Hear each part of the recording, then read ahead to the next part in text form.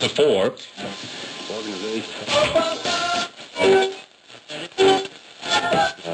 Wrapping up the victory. That's enough.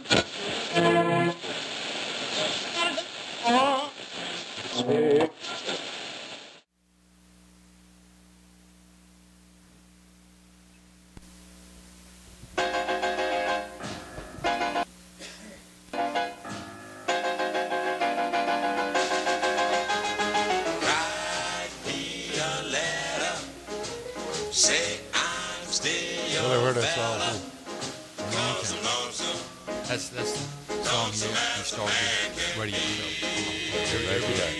That's my song. 'Cause I haven't been myself since you said goodbye to me. Yes, I wrote my gal a letter, and this is what I had to see. Yes, I wrote my gal a letter, and this is what I had to see. Ladies and gentlemen, here we are. We're getting ready for another good show. I guarantee you this is the best show we ever had on MPLstudio13.com coming right to you. We got some fabulous individuals, some of the finest folks you ever met in your life have been down here. They're going to talk about a legend in our time. So sit back, relax, get you up a nail keg, slop bucket, or a chicken coop, set on, get comfortable, because we're going to talk here in a few minutes. Now, go on, Ravens, talk to me. Since you went away. When you were here with me, baby. All right, ladies and gentlemen, here we are. We got some fine folks here. I'm going to surprise you. It ain't nobody going to believe we ever pulled this stunt off. I mean, they bombed Hiroshima and got away with it, tried to, but I done bombed Millington, Tennessee with bomb production copyrighted by MPL Studio 13. Well, ladies and gentlemen, what we try to do is go out here and find some talent, whether you can sing or dance, play the guitar, or whether you're good at frog gigging. We want to get you on the show and expose you a little bit. But I got some fine folks right here. Okay, tell me who you are right here. Jerry Phillips. Jerry Phillips, all right. And this is Randy Phillips. And this is Randy Phillips. All right, we got Jerry and Randy Phillips. Now, I got one for you that's just going to knock you off your seat. These are Dewey Phillips, the one and only, the greatest disc jockey in the world. These are his kids right here. And they were gracious and kind enough to take time out of their busy day to talk to us about history of music of the Mid-South, Memphis, and everybody that grew up on the music that we live by and love today. So thank you, gentlemen, so much for coming down here today. Appreciate you having us. And thank you. we're gonna listen to this. This show goes on the World Wide Web. It just don't go around the Millington area, around Alamo, or down Cordova, around there. It goes all over. We got people listening in Beijing, China. Peter Wang's over there, and Deb and Steve are up in Wisconsin, and Chuck and Don up there in Blacksburg, Virginia, listening to us. They scattered all over. But ladies and gentlemen, if you to kind of jog your memory on why these kids are so important, why they're here to help us relive the greatest part of everybody that's 60 or 70 years old, is because their daddy was the disc jockey that first played Elvis's record. The first played. So how in the world can you ever accomplish something like this? What does that mean to you when somebody walks up to you, Jerry, and pokes you on the shoulder and said, I heard that first record? Yeah, that's really makes us proud that even today, he's been gone since 1968, that people still remember him, and he's getting a lot of recognition here the last few years, and we just appreciate it. Well, that's good, Randy. So. Well, you know, that's you know, it really makes me feel good that people remember him too, like that, and I'm also glad to see that he's getting a lot of recognition that he, you know, hasn't gotten in a long time. I really appreciate that. Well, it's now, Jerry, tell us a little bit about yourself. Now, you got to understand that these people have never seen you. Matter of fact, ladies and gentlemen, I want to tell you the truth. I've never seen either one of these boys. I've been delighted and that they were gracious enough and kind enough to take the time to come down here and share with us the memories of their legendary daddy. And but Jerry, where do you live now? Alamo, Tennessee. Okay, where'd you grow up at? I grew up in Memphis through the 5th grade, and then we moved to Alamo as my mother and father separated. Okay. All right.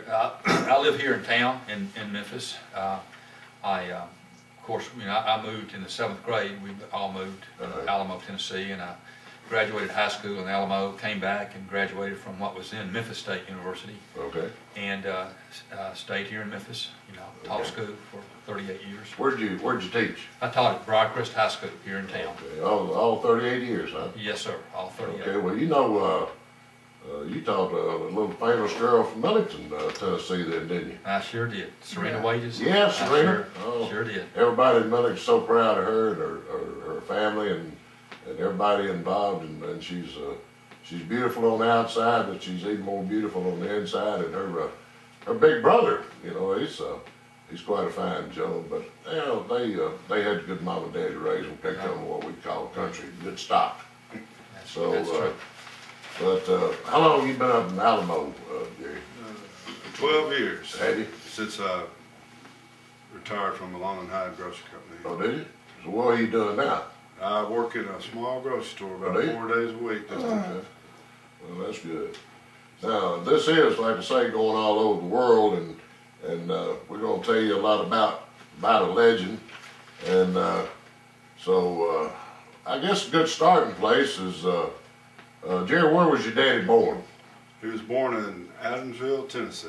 Okay, now Randy, for somebody in, say, in Arizona has never heard of Adamsville, where would that be located?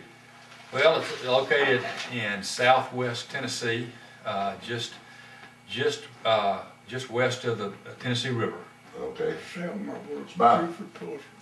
It's about what, 100 miles or 125 miles, what would you say, east of Memphis? I'd say about 100 miles. Okay, so that's where he was born there. And so, well, what about your mama? Where was she born? She was born in Alamo, Tennessee, or the outskirts of Alamo. Alamo. What was her name now? Dorothy Garrett. Dorothy, okay. All right. Now, did he, where'd he go, where's your daddy, where'd he go to high school? He went to Adamsville High School. He graduated from Adamsville, and then, well, where did he meet, how did your mom and daddy get connected there, Randy? Well, this is Jerry, but after Daddy got out of the Army, his family had already moved to Memphis, and he came back to Memphis, and he started out working at the Tasty Bread Company. Okay. And he was quite comical before he ever got on the radio, because he made loaves of bread and shaped them like gingerbread men, and baked a few bundles of that, and they let him go. And then he went to work at W.T. Grant's department store on Main Street in Memphis, and he ran the record department there. And my mother worked for her uncle at Barnes Clothing Store that was actually right down the street. And they met at a little cafe where they both ate lunch, and they started eating lunch together, and then it turned into eating supper together, and then they got married in 48. Was that right? 48. 48. How long was your daddy in the military? 2 years. 2 years, and that's when he got out after 2 years, and then moved. Was in Memphis then. Right. Well, I tell you what, let's do, boys. The first record that your daddy played for Elvis, I just happened to have it here, and ladies and gentlemen, all right. yeah, I guarantee it's all right. But one thing about it, these old records, they're scratchy and they're hissy and they're old, but they are the genuine thing, and there's not any of that cleaned up stuff with time and all that. So I tell you what, let's do. Let's just have Elvis do a little singing for us here, and your daddy's the one that played the very first one right here. We're gonna play a little Elvis song here called "That's All Right." Do is the first one ever played this. That's all right, Mama. That's all right. We're talking about the legendary Dewey Phillips. Now we're talking about the legendary Dr. George Flynn. That's right. That's all right. That's all right, Mama. Anyway, do. Well, Mama, she done told me.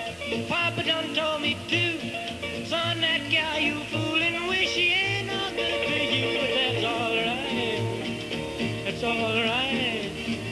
That's all right,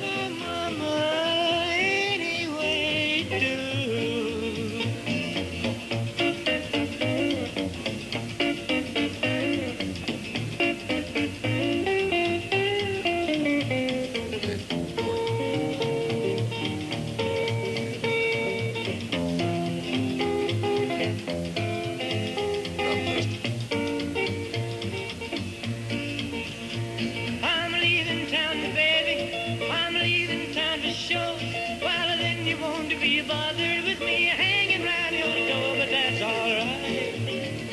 That's alright. That's alright now, mama, anyway do. Ah, da-da-dee, dee-dee-dee, dee-dee-dee-dee, dee-dee-dee-dee, I need your loving. That's alright. That's alright now, mama, anyway do.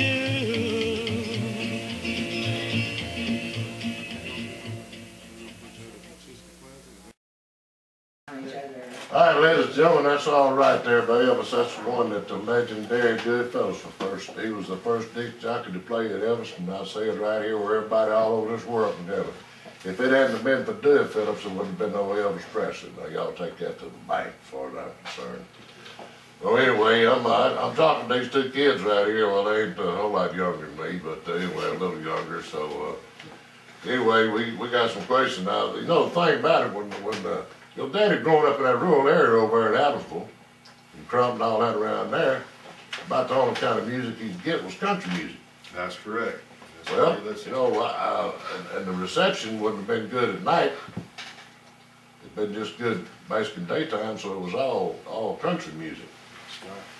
And I hadn't been able to get too many people to tell me that his love for the blues music, black music, and one thing and another, where he came into loving that. And y'all enlighten anybody about that, what your mama said, or anybody?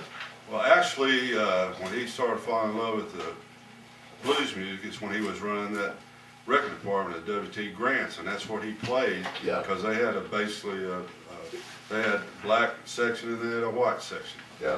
Well, Dewey would play those blues records and get all the black would come up there and buy records from him. Then the whites are coming by, the Pat Boones and all that stuff at that time.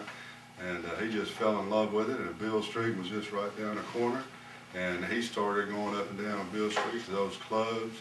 And the people down there, they learned of him from that records department, because it had a microphone and he was like doing his radio show before he ever got on the radio.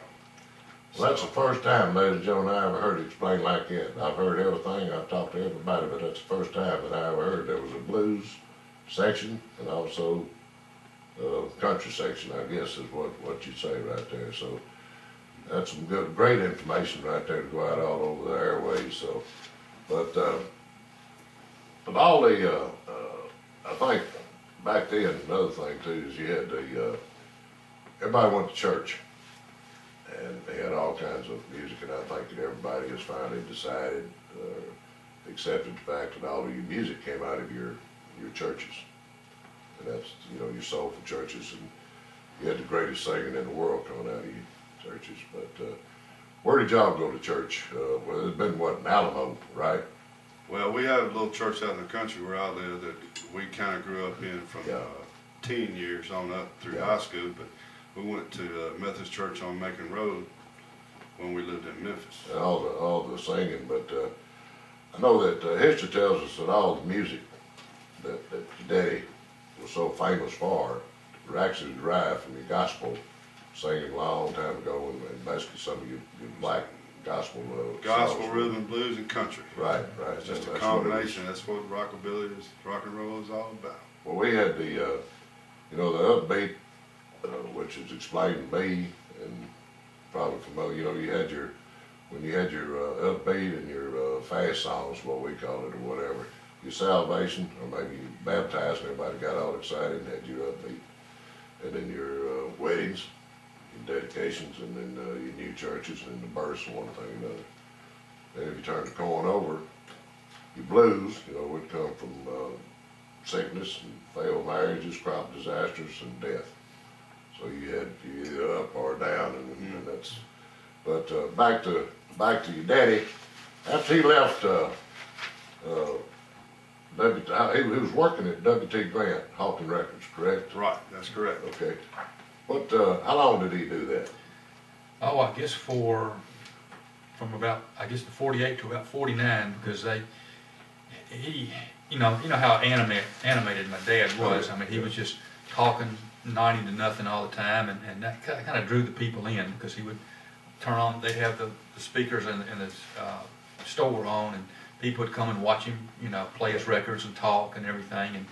And he got to be so popular that one of the, I guess it was one of the managers of WHBQ heard him and came down, and Dad had always wanted to get on the radio, and so this guy said, well, I think we'll give you a 15-minute spot on WHBQ.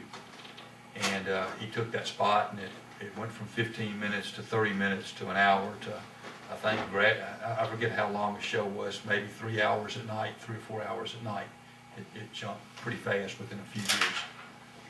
All right, so as far as you know then, the only station he worked at after he left Grants was WHBQ? Yes, sir. That's correct. Is that right? Actually, they had a band, another guy, the guy that actually discovered Daddy down there, I can't know his name. His son was also at WHBQ, a news guy, and I cannot think of their name. Maybe Dr. Flynn can help me.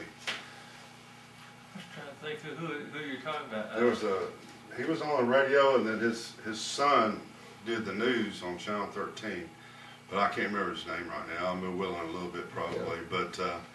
But he was doing the Red Hot and Blues show because WDIA at that time, they couldn't afford the airtime after dark, and somebody knew that there was a place for that type of music on the radio, and but they couldn't find anybody that could pull it off, and there they found Dewey Phillips down at Grant's record department on that microphone, and they took him down there and put him on there, and like my brother said, it started 15 minutes, and then it went to an hour, 3 hours, and I think it was 8 to midnight for years and years, and also on TV from 3 to 5:30, the first simulcast of a radio show and TV at the same time. Pop Shop was his TV show, and Red Hot and Blue was his radio show. You notice there, it's going back in time right there. I believe, you correct me if I'm wrong, but I believe the theme song of the Pop Shop was Opus 1. Whether that rings a bell with anybody. So he called it Octopus One by the late great Tommy Dorsett. Just happened to have it in there in my record collection. Good.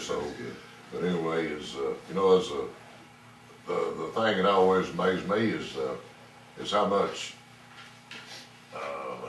everybody was so interested, you know, in your daddy. Let me tell you, that man's name was Gordon Lighthead. Lawhead. Gordon It Lighthead. was Gordon. And his son was actually on TV too, later on the news. Let's see, this is for all you folks up there in Virginia and all one down there in Dodge Springs, down there in Florida that's listening here. We all getting all kinds of history. But this is MPLstudio13.com coming straight to downtown Millington, Tennessee. We're out there trying to find kids that can sing, or anybody that can sing and play the piano, or we got a guitar or anything. So if you know anybody that's got some talent, it's so hard. Everybody can't get on those TVs and do all those things. But ladies and gentlemen, right now we're talking about a legend that still lives in everybody's heart, and we're talking about the famous one and only Dewey Phillips. And I'll tell you what, ladies and gentlemen, you just don't realize. I got the microphone right now, and I got to tell you something. They had Dick Clark, they had, what's that old boy's name, Alan Freed up yonder, and they had Wolfman Jack. But I'm going to tell you right now, anybody that's got any sense and knows anything about music, it was Dewey Phillips did everything for music in Memphis. And them other guys, they ain't even in the same ballpark. It's just the way everybody I grew up with, that's what we all feel today. That they did so much and never got the credit for it. And that's the problem, and that's one of the reasons I got these kind of kids right here, that they need the recognition that Daddy done so much for so many people, and everybody loved him. And I'm doing too much talking, but I'll tell you what I'm gonna do. I'm gonna play one of Dewey's favorite songs right here. I think I'm gonna try anyway. If I can get it stopped long enough. So I ain't very good on this, ladies and gentlemen. Right now we're gonna play one by Pine of Red right here. You ready, Pine of Red? Let's go. We're gonna dig that boogie. Let's dig that boogie. Let's dig that boogie. Let's dig that boogie. Let's dig that boogie. Now you don't have to know. I'll show you how. Let's dig that boogie.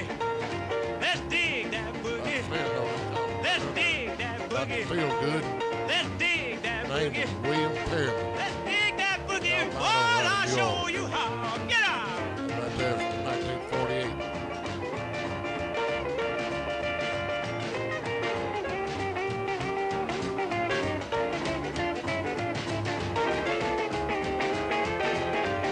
Talk to me a while. He'd hammer him out of his game. Let's dig that boogie. Let's dig that boogie. Now you don't have to know. I'll show you how. Now you get out, boys, and get your hoe. We go dig till we can't dig no more. We go dig that boogie. Let's dig that boogie. We gonna dig that boogie 'cause I'm gonna show you how. Dig with me now.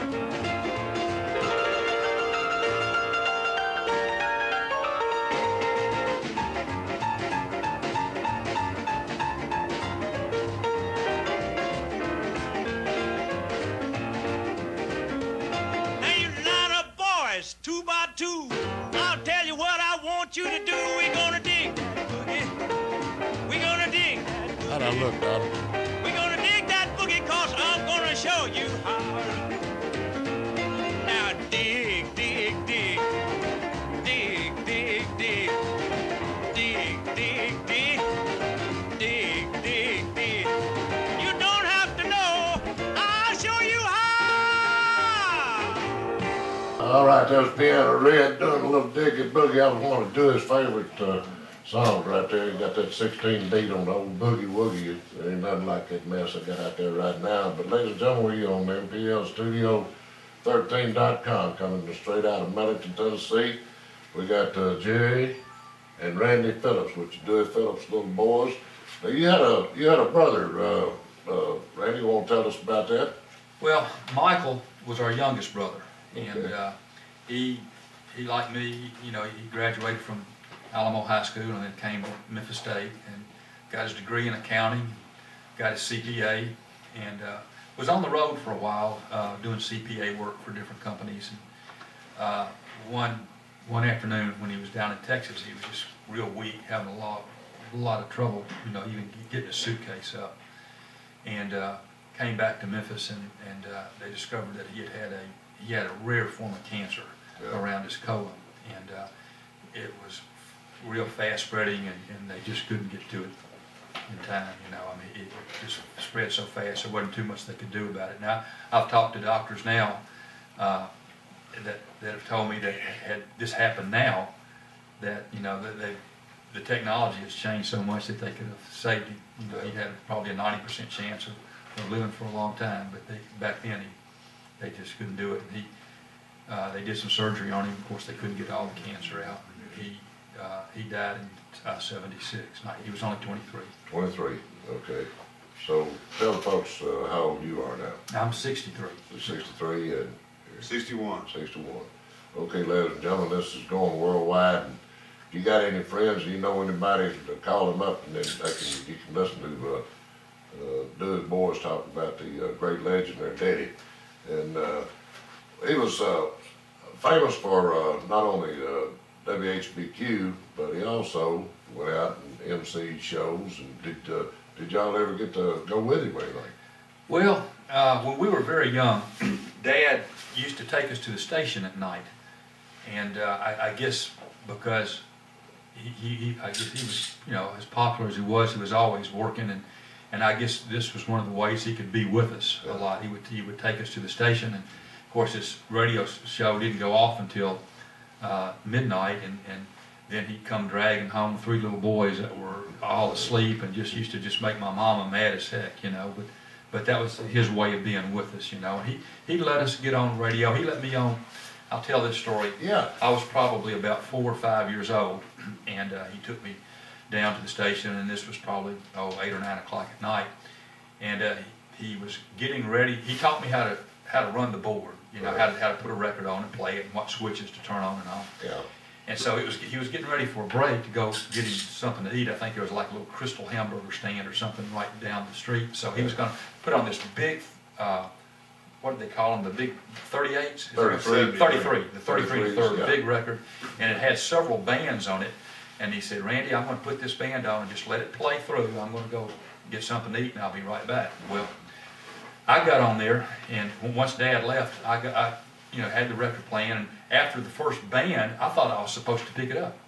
So I picked it up and just took it off, and there was dead air for I don't know how long. Yeah.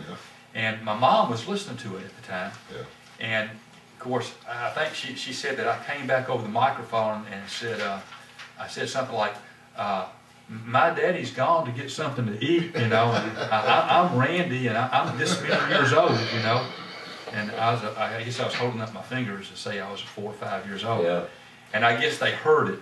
I think this Crystal station had Dad's program on at night. Yeah. And of course, when Dad heard that, man, he went flying back over to the station and got back on and just carried on, you know, like the beginning, from the beginning, you know. He never got mad at me for doing that, because I thought I was doing the right thing. What about you? I remember on his TV show, on our birthdays or after Christmas, and we had our army suits on, or our cowboy suits, or sports stuff. We always get to go on the TV show and run around like we were crazy, because he played records and talked and had guests on there all the time, and had old Harry, the guy with the mask, that was on there. Yeah. And I can remember some of that. I was quite young at that time. But Well, your brother passed away now. Was he older or younger than you? He was the youngest. Youngest. Okay. He would be 60. Oh, okay. Okay. Well, where do y'all, when you were living in Memphis and your daddy was working at WSBQ, where'd y'all live? We lived on Perkins Road, 1043 North Perkins. Is that right? And that was, you know, that was a subdivision that was just built right after the war, I guess. And had a lot of war veterans that moved into that. Is that right? You know, 1043. 1043 North You Perkins. probably think next week when I go to the doctor that I'm gonna drive at 1043 so I can just look at it. It's still there. Still got the basketball goal up on the garage that all the old Memphis State 1950s players came to our house. Is that right? Elvis would come over there, and he'd come over there to hide out so he could rest. I can remember my mother standing on the front porch telling all the neighbors and kids to go on and leave that boy alone. He's got to do a show tonight. Is that right? He was in Well, that house. did you get to spend, y'all ever spend much time with Elvis? A lot of. We were went to young. Graceland all the time, swimming. And Well, I'll tell you what, tell these folks, we got friends out in Tacoma, Washington that listen all the time, and in Sacramento. So tell these folks out there, here's Dewey's. Now Dewey, in case you just tuned in later, you think, Dewey was the disc jockey, greatest disc jockey that ever lived, and he's the one that played Elvis Presley's That's All Right, which is the first song that ever went on. These are these two boys right here talking to you. So they got it firsthand. It ain't none of that stuff that I heard that they said. It's firsthand. So tell them a little bit about your association with Elvis.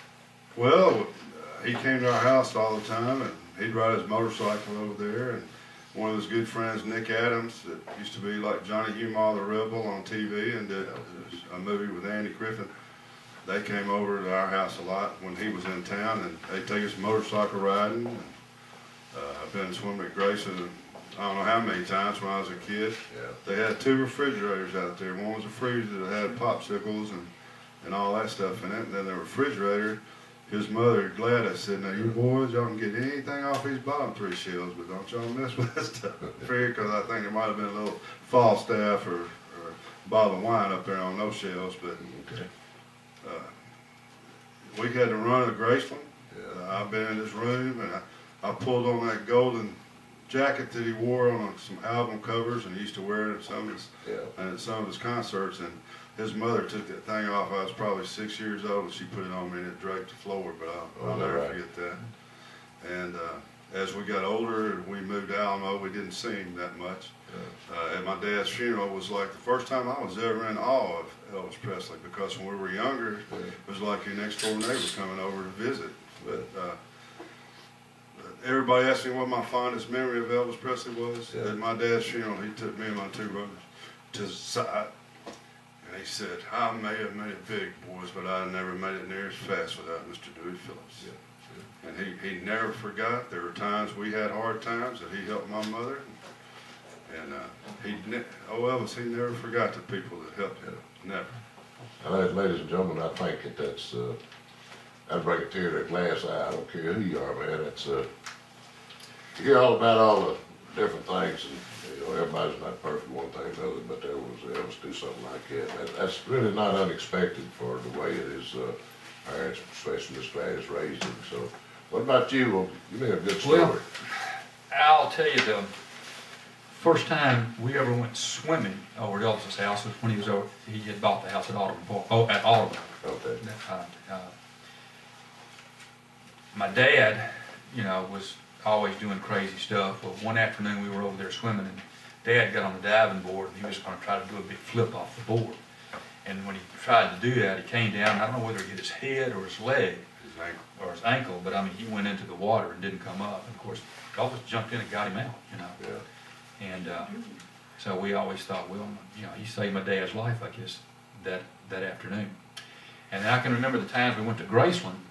We were just a kid, and Dad would go over there and take us, and he would go back and talk business with Elvis and some other people that were there. And Miss Gladys would always take us back in the kitchen. Yeah. And I mean, she would feed us cake and ice cream, and you name it, she had it, you know. And she was always good to us there, you know. Yeah. That's what I remember mostly about her. She was a nice lady. So you have to say is your association and when your friendship and everything with Elvis and everything was really great. And he was very, very generous. That's so good to hear because it was after all the years everybody submitted paper around him and everything, it just does somebody's heart good to know that he was. And that's not unexpected the way a lot of people remember Elvis and things he did. But like he said, if it hadn't been for Mr. Dewey Phillips, there wouldn't have been no Elvis Presley, I guarantee you that. So. He always called him Mr. Phillips, too. He never called him Dewey. Is that right? Mr. Phillips, till the day he died. Is that right? I didn't know that. I'd need to hear. But I know that, yeah. You know, we all know your dad's personality on radio. Was he that energetic and everything at home, or did he kind of calm down and take care of you, or was he that energetic and He was always energetic talking? 24 I'd like to know hours a what day. he was really like. He was energetic 24 hours a day. We always had company. Like when he got off the radio, my mother's job was to raise 3 boys and take care of all of his after hours. He would call and say, well, Elvis and the boys are coming over, and my mother would have food for them ready at midnight. I mean, she worked pretty hard herself, and they always respected her for that. My mother would cook like a big roast and 3 or 4 vegetables and all that, and she's told me many a time that Elvis would whisper in her ear and say, Miss Dot, can I just have one of your famous ham sandwiches? Is that right? Yeah. He was, and when we were kids, you know, he loved Christmas. Yeah. And he gave us things like pinball machines, pool tables for Christmas. And he was just a really good person. And but my dad, he was energetic. Like if he was awake, he was cutting up day to day and punching us, and you know, kidding around with everybody and called everybody, hey Elvis. And, Yeah. You know, one of the things that when I was around him, he had those leg braces on. mm-hmm. Did he have to wear those all the time? Not really all the time, but if he did a lot of walking, he had to. Well, the only time like I say, I was around him quite a few times, and he always had them on when I was around, so I really didn't know. He was in a lot of pain with those legs. He broke both of them in a car wreck. Right. And had pins and things in there, and places. Had one place that wouldn't heal. They had to go to the doctor all the time. He had what's called osteomyelitis. Is that the correct name for that? Yeah, once you get that, it's very hard, especially in that time when we didn't have good antibiotics. Right. He had a hole, And it kept draining. and of course it drained. He had to keep it plugged up a lot. Took a lot of medicine. But when he got out of the military, his legs were okay. Oh, right. Oh, right. That was It wasn't in until the early 52. 50s when he had that wreck. That tape you were playing a while ago, that was in 1952 when he was in the VA hospital over on Getwell after he had that wreck, and he had already been on his Red Hot and Blue show about 3 years at that time. And everybody wanted to know, where's Phillips? Even before Elvis, this was when he just played rhythm and blues music. They wanted to know where he was, and So they did a remote there, which somebody told me it was one of the first times they did a remote from WHBQ. And I've got a picture of him laying in the hospital bed, and I think George Klein is running the board. Was that right? It looks like him, but it's from the back. I can't tell, but I would think it would probably be. George used to be his gopher when he was in school. He would come to the station, and he'll tell you, he said, I emptied his ashtrays, I fixed his coffee, I got him a Coke. And he said, but he taught me a lot of things. That's what George Klein's a good friend of our family. Yeah, yeah. We talked to him, and like I say, we're going to have another get-together when we have everybody there, and just, you know, this time this gets around and people get to hear it. So I remember all those stories for one thing. So I want to say something. Yeah, Dr. Flynn, when Daddy would never mow the yard like he was supposed to. My mother, that's all he had to do was keep our yard mowed, which wasn't really that big over on Perkins. Well, she was on him and on him. So one night he came home from his radio show, and at 1 o'clock in the morning, he cranked up the lawnmower and mowed the yard. Is that right? Yes, yes. And he was just cutting up, carrying on, and the neighbors called the police on him. Is that right? From mowing the yard. For having that lawnmower going on after midnight, and he got on his radio show, and he gave him a what for the next day. Is that right? Yeah, he sure did. Somebody was telling me, I'm gonna hold that. I'm gonna play another one of his favorite songs right here. It's Big JoJo Turner, lipstick, powder, and paint.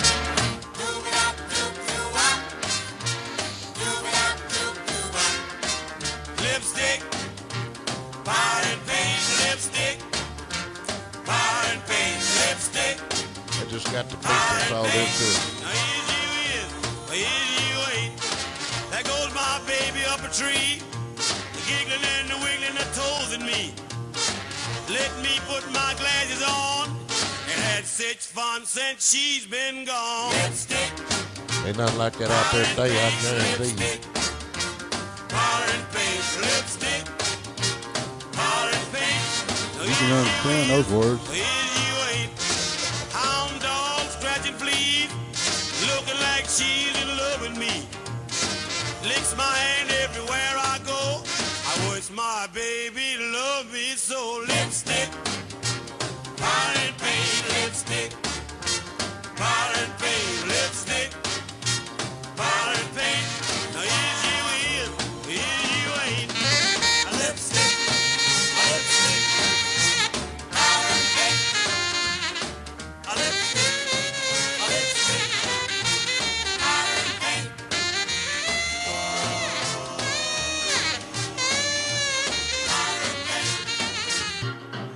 Yeah, I called in on my birthday in one of his shows one time and asked him to play an Elvis record for me, and he started playing it, and he started cutting in on it. Anybody want to buy a duck? A flock of them flew over then. And I called him and said something to him about it. And he said, well, my son, he needs to learn how to ride that bicycle I got him for his birthday and let me run this radio show. Well, that's great right there. So, all right, we got a couple more things. Dr. Flynn, you said if you got a question you'd like to chime in with as your experience with doing and tell everybody out there in the whole wide world about it. I just remember hearing him come on.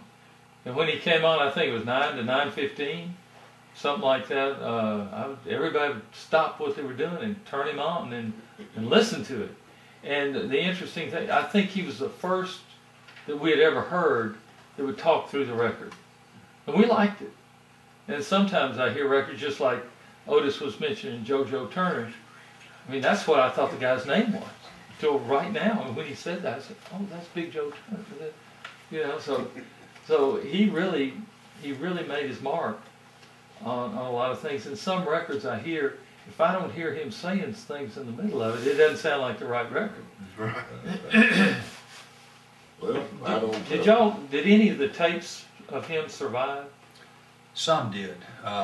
We used to have a lot more tapes than we have in our old country house in Johnson's Grove, Tennessee, and unfortunately back in '68 that house burned. Wasn't there We a lost fire? so Yeah. much.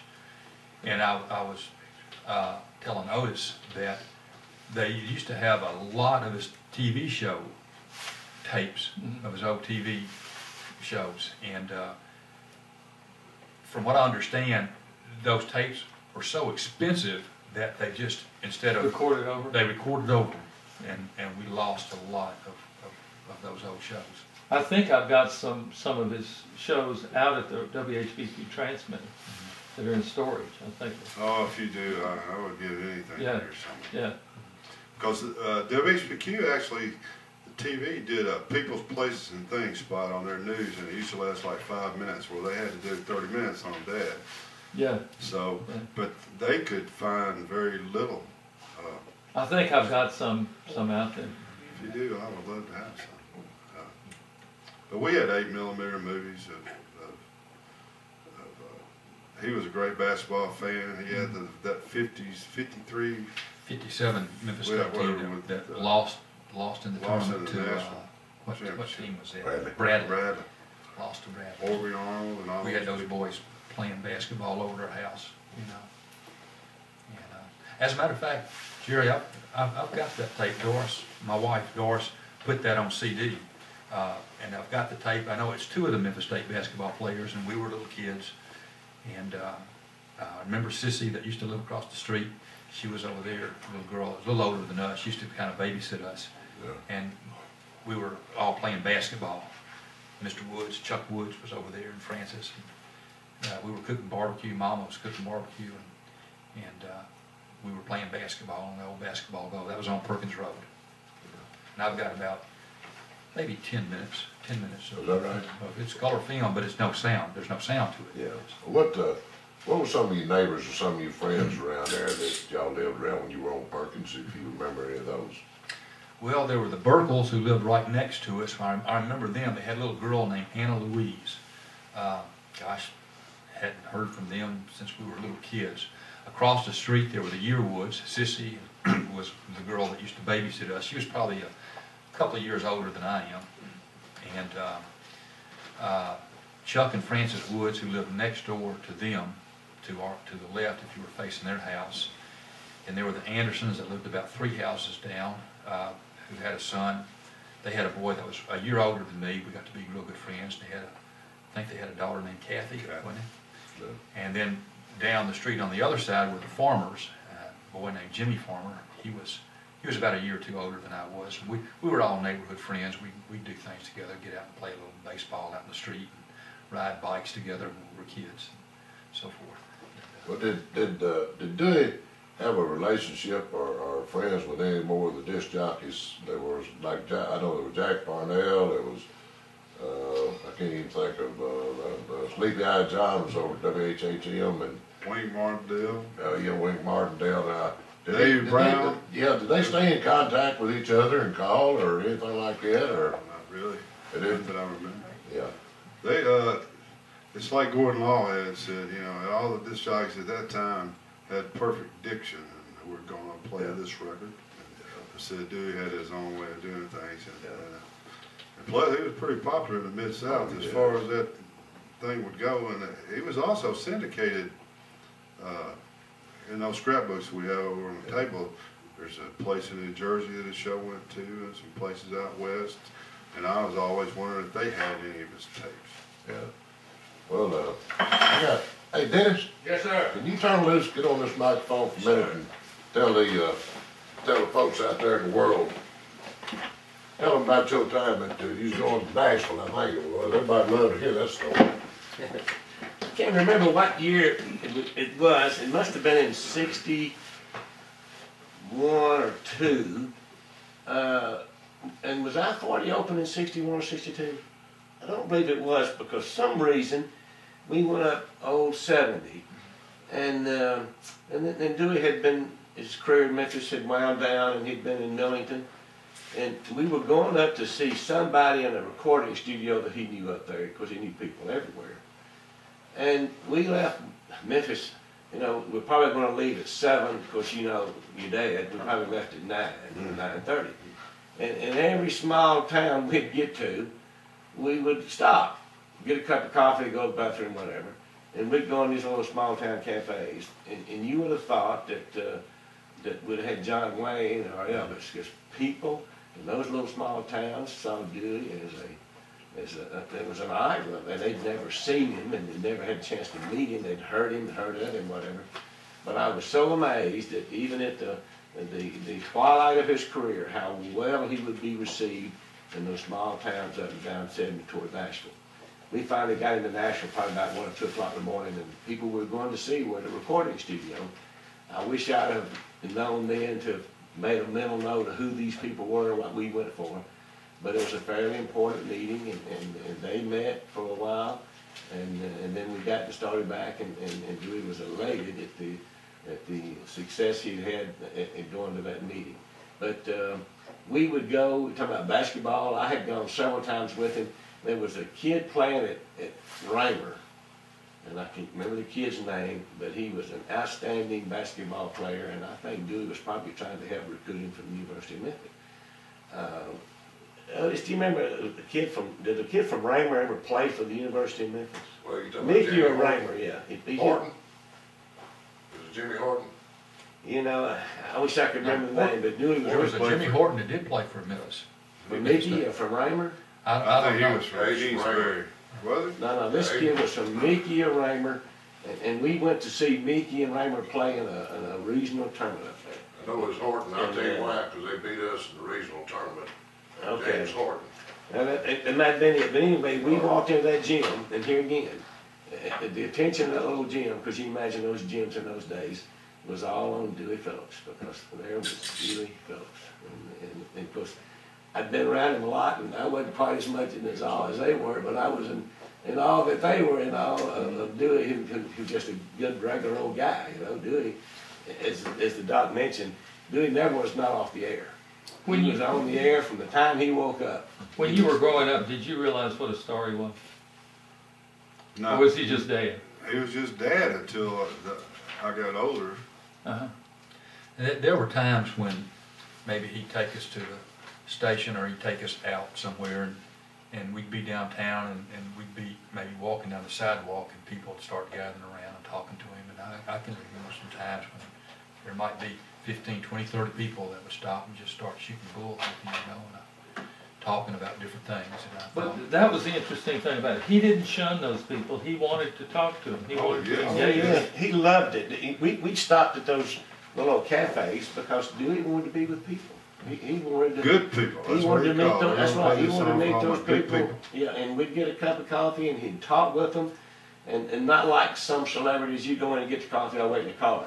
You know, when Dewey would go in because he really liked people, and that was the Adamsville of the Dewey Phillips. That he was just a good old down to earth guy, but he was on the air when he woke up.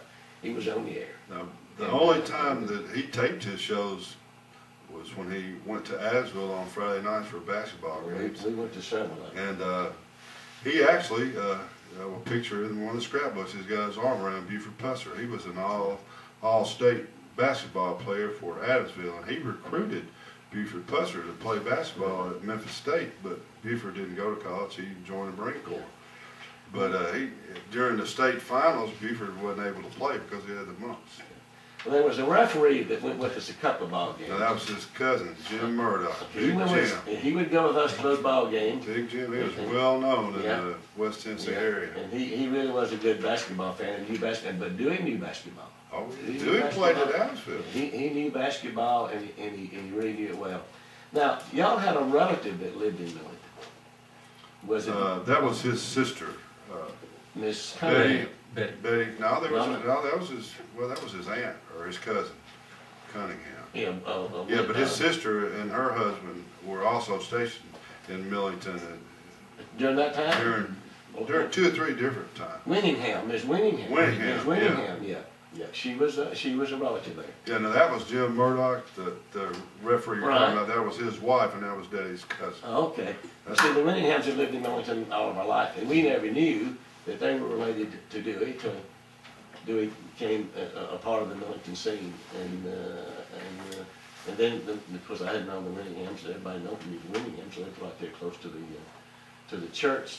You know, the Dewey's funeral was at the Methodist Church.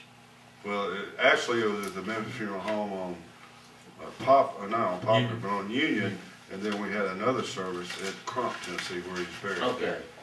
Okay, it was at Crump, Tennessee, that's right. Well, I know the Winninghams were relatives, and he would stay out there some. If he were something late at night and you didn't want to drive back to Memphis, he'd go stay over there. But I don't think I remember meeting his sister or anything. Yeah, she's the only sister he has living. She lives in Florida. And so they were stationed there at the There, period of yeah, time? he had was a career Navy. Career Navy, and he was here 2 or 3 different times. Oh, yeah, that's unique. Well, when Dewey first came to Millington, of course, our little radio station was formed because the local merchants couldn't really afford Memphis radio time because it was so expensive, and they certainly couldn't afford the press scimitar or the commercial appeal, and we only had a weekly paper. But the men who founded the radio station founded it for the ability for them to be able to buy advertising at a reasonable rate and advertise Millington businesses. And they'd had disc jockeys of some acclaim, but nothing of the acclaim that Dewey bought. And when Dewey came out to Millington, it raised the stock and certainly raised the meter they used to raise your radio stations. What was they called in those days? They had Arbitrons. Yeah, okay. They really got that up, and then after Dewey, of course, Harlan Hill became part of the station, and then George Clown became part of the station. But Dewey was for Millington Radio what he was for Elvis. He put Millington Radio to a brighter light and to a bigger audience because it gave the station some true identity that it did exist, and it was a Bible station because it had Dewey Phillips. And of all the disc jockeys that came and went through Millington radio station over the years, it was always Dewey Phillips was there at one time. And, Appreciate that. It really was the. How many years has it been since he's been on the air? 60. He died in 68. I 60, think probably 67, 60. maybe. No, 66, about 66, I think. Was the last time he was on the air. Well, you know, he was at, like I said, he was at Millington in what was not the twilight of the music, but he was there when rock and roll and rhythm and blues was. I always thought Dewey was more rhythm and blues because he got his start with rhythm and blues. It's pretty good, DJ, being remembered 47 years later. That's what. He made a mark. He did. Yeah, I had over the years. Dewey came in one day and he had 7 or 8 Polaroid photographs of Lisa Marie as a baby, and he gave them to me. Of course, I had no idea what those were worth, and I had them stuck in a display case in the furniture store there. And people would come in, let me have that. I'm sure you can have it. And over the years, you know, and Dewey was in a picture, and there was Lisa Marie, and there was, but. All the things and all the times of Millington's history, Dewey's one of the brightest spots in the history of Millington. Thank you. Appreciate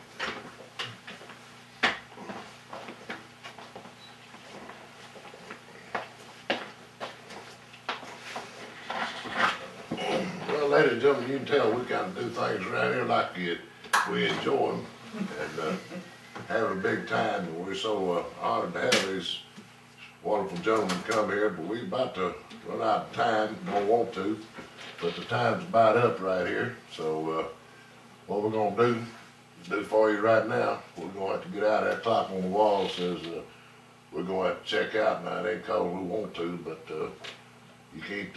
You don't have to go home, but you can't stay here. So we're gonna let the Ravens get us out of here. For all of you that don't know, this is Mr. Dewey Phillips' theme song. Appropriate is what I've used ever since I've been doing this show, what I will continue to use, not only as a tribute to a wonderful person, but to the wonderful music. And I don't think anybody can ever say enough about the legendary Dewey. These 2 of the finest kids that I've met, and their family and everything. So it's been an honor. It's been our pleasure. We appreciate you acknowledging Daddy Dewey. Thank you so much. I just thank y'all so much for coming out here, and I'm gonna let you in on a little secret. I'm gonna go up there, I'm going up and I'm gonna film go up the graveyard. I'm going over 1043 Perkins, and I'm gonna take some pictures, but ain't nothing left there but a tin can. Oh, the house is still there. I was there about a week ago. I drive by that neighborhood because I love that neighborhood so much, and it's still a nice, stable neighborhood. Well, I'm sure it is. the house is still there. I think our original basketball goal is still up there on the garage door, you know. Well, ladies and gentlemen, this is gonna be about it for right now, but we're gonna see what we can do, or I'm gonna do everything I can. I'm gonna keep pumping around here, so I'm gonna stay right with Dewey. Got these boys to help me, and we got some more people gonna do another show for you. So we're gonna get out of here. God bless you for listening, and we'll always love Dewey. Everybody that I've ever known, everybody loves him. So we just thank God for him. So we're gonna see you and talk to you later. So y'all stay with us on MPLstudio13.com, downtown Millington, Tennessee. Thank you. Bye. And you know how I feel if you ever had a gal like me. Tell them about it, boy. Let me hear from you, baby. Let me hear from you right away. Yes, let me hear from you, baby. Please let me hear from me. 'Cause I haven't been myself ever since you went away. When you were here with me, baby, I took you for a square, and I'm biting off my nails and pulling out my hair. Right me, honey.